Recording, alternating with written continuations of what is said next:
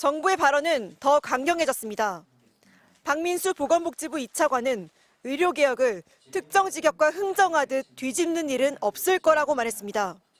특정 직역에 굴복하는 불행한 역사를 반복하지 않겠습니다. 정책적 결정을 합리적 근거 없이 번복하지 않겠습니다. 반면 한덕수 국무총리의 역할은 대화 모색이었습니다. 수도권 5대 병원장들을 만나 전공의들을 설득해달라고 요청했습니다. 전공의 및 교수님들과 늘 함께하고 계시는 병원장님들께서 대화체 구성에 역할을 해주시기를 당부드립니다. 정부의 대화 제안에 차기 의사협회장인 임현택 당선인은 일고의 가치도 없다고 일축했습니다. 갈등 조절에 실패하고 대통령을 잘못 보조한 사람들에게 책임을 물으라고 요구했습니다. 의대 정원 2,000명 양보 못한다라는 거에 대해서는 국민들의 생명을 담보로 러시안 룰렛을 하는 거라고 생각을 하고. 대화가 꽉 막힌 사이 이른바 빅5 병원 교수들의 사직서 제출이 오늘 대부분 마무리됐습니다. 다음 주부터는 교수들의 외래 진료마저 크게 줄어듭니다. 40개 국공립대학 교수들은 성명을 내고 정부와 의료계 양측을 모두 비판했습니다. 정부에는 2,000명을 성역화하지 말라고 지적했고 의료계에 대해선 국민들이 공감하기 어려운 입장을 거둬들이라고 꼬집었습니다. 2,000명이라는 게 하늘에 떨어지는 숫자도 아니고 헌법에 있는 숫자도 아니고 그 안에서 좀 자유롭게 논의를 하자 그런 이야기입니다. 국제노동기구 ILO는 업무 개시 명령이 강제노동 금지 위반이라는 전공의 협의회의 개입 요청을 받아들여 정부의 의견을 요청하는 서한을 보냈습니다. MBC 뉴스 지은수입니다. 정부는 오늘도 2,000명 의대 증원은 변화가 없다고 강조했습니다. 정부는 2,000명의 그 의사 결정에 대해서는 확고한 생각이 변화가 없다라는 말씀을 드립니다. 대통령실도 마찬가지 의료개혁의 최소 필요 조건을 완료했다고 했습니다. 그런데 여당의 입장은 확연히 다릅니다. 의료계와 대화를 위해 전제 조건을 달지 말자는 겁니다. 어떤 의제는 전혀 생각할 수 없는 걸로 배제한다. 이래서는 건설적인 대화가 진행되기 어렵습니다. 결론은 대통령이 뭔가 바꿔야 한다는 요구로 이어지고 있습니다. 국민들이 피해를 보는 일은 없어야 한다. 그게 대통령의 또 말씀 아니셨습니까? 저는 그게 그 원칙으로 돌아가는 것이 맞다고 봅니다. 정부 여당이 혼란스러운 엇박자를 내는 사이 의료계 강경론은 커지고 있습니다. 새 의사협회장으로 뽑힌 임현택 소아청소년과 의사회장은 전공의나 의사 등이 한 명이라도 다치면 총파업에 돌입하겠다고 엄포를 놨습니다. 그 전제 조건이 달라질 이유는 없고요. 2,000명 증원에 대한 어떤 과학적 근거가 없다고 계속 저희가 말씀을 드리고 있고. 한 달 넘게 힘겨루기가 계속되면서 정작 환자와 국민들은 뒷전으로 밀려났다는 비판이 나오고 있습니다. 왜 의정 갈등에 이 환자들이 희생이 돼야 되냐. 그만큼 우리의 이 생명이 하찮냐. 중증질환 환자단체는 다급한 성명을 냈습니다. 이번 주 안에 사태가 봉합되지 않으면 희생자가 속출할 거라며 정부의 조속히 해결점을 찾으라고 호소했습니다. 정부와 의료계, 서민들에게 모두 권력에 가까운 이들의 강대강 대치에 본질이던 의료 공백의 문제마저 관심에서 멀어지고 있다는 지적입니다. 어떻게 의료에 대한 접근성이나 형평성을 높일 것이냐, 진정한 논의가 이루어지기보다는 의사 수 늘리는 게 맞냐 아니냐.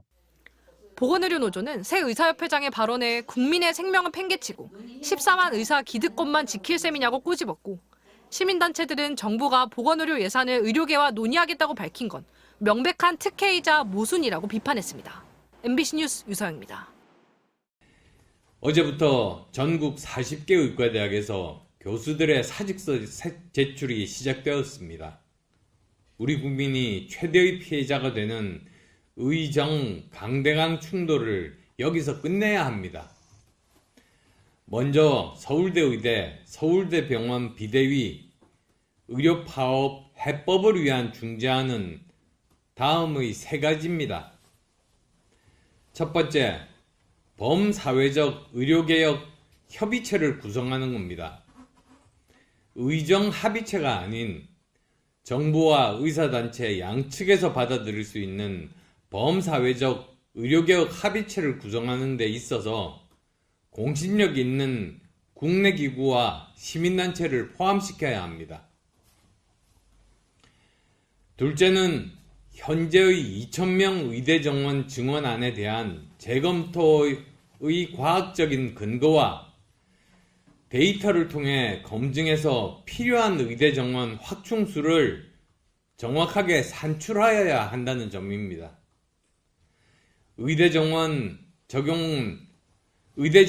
증원 적용은 과학적인 축에 약 3에서 6개월 정도 예상하고 있습니다만, 그리고 이에 대한 합의 이후에 추후에 적용한다는 겁니다. 그리고 마지막으로 세 번째로 의사들이 환자 곁으로 복귀할 수 있도록 정부가 적극 대처해서 현 상태로 한 달 이상 의료 파업이 지속될 경우에는 회복할 수 없는 의료체계 붕괴가 우려되니 전공의 복귀를 위해서 정부가 직접 나서달라는 것이었습니다. 4년 전에 의료 대란 때처럼 전공의가 결국은 돌아오지 않겠냐라고 생각하는 건 정부의 오해라는 점 분명히 말씀드립니다. 이대로 간다면 절대로 돌아오지 않습니다. 지금은 교수도 전공의 제자들을 설득을 못하는 상황이라는 점을 확인했습니다. 결과적으로 필수 의료 인력이 더 줄어들 것이 불을 보듯 뻔한 상황입니다. 지금은 병원에서는 전공의가 없이 교수들이 당직을 서고 있어서 체력이 벌써 많이 소진됐습니다. 앞으로 한 달 버티기가 어렵다고 합니다. 또 더 큰 문제가 지금 의대 학생들이 휴학을 하고 군대를 가려고 하고 있다는 점입니다. 군의관은 39개월인데 일반 복무는 18개월이기 때문에 그냥 휴학하는 것보다 일반 복무를 택하는 겁니다. 이렇게 되면 얼마 후에 군의관 공보위 턱없이 부족해지고 어쩌면 없어질지도 모릅니다.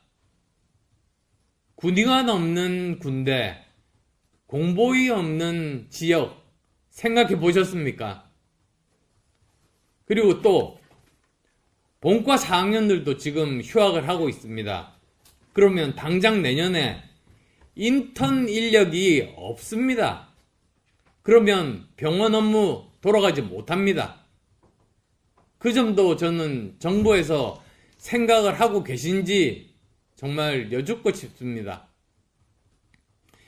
이렇게 되면 대한민국 의료계는 학생도 없고 인턴도 없고 전공의도 없고 군의관도 없고 공보위도 없고 결국은 나이든 전문의 의사들만 남아서 탈진해버리는 그런 총체적인 파국에 직면하게 됩니다.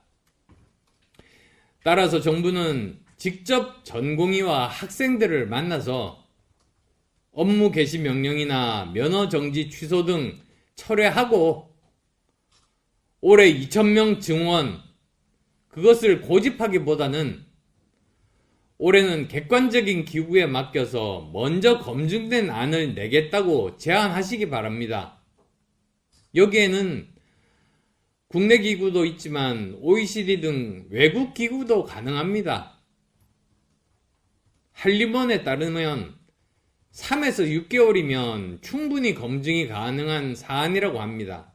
그래서 시간도 사실 얼마 걸리지 않습니다. 그리고 이 안을 가지고 의사, 국민, 정부 등이 모두 참여하는 범사회적 기구에서 결정을 내리고 그 안에 따라서 내년부터 점진적인 증원이 바람직하다는 생각입니다.